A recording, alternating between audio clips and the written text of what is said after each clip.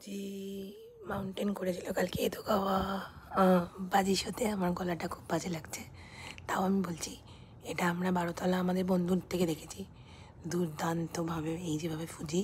এবং এটা এবার গিনিস বুক অফ ওয়ার্ল্ড রেকর্ডে নমিনেট হবে বা নাম লেখাবে, ওটা কিছু শুনলাম। সেটা আমরা এত ভালো করে দেখতে পেয়েছি, সেটা মানে উই আর সো লাকি। এবং আমরা কালকে বিকেলবেলা আমার এক বন্ধুর বাড়ি গেছিলাম, সেখানে 12তলা থেকে দেখেছি। এবং এই যে পুরো ব্যাপারটা, এটা হয়েছে 30 মিনিট মতো এদোগাওয়া পার্কে বা এদোগাওয়ার কোথাও একটা।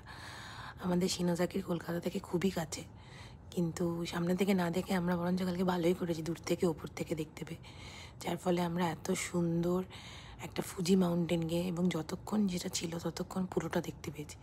নিচ থেকে থাকলে যেটা হতো সেটা হচ্ছে ধোঁয়াতে এবং লোকের ভিড়ে বা নিচ থেকে মাঝামাঝি জায়গা থেকেও খুব ভালো ফুজিটা বোঝা যায়নি, কারণ আমি অনেকের ভিডিওই দেখলাম।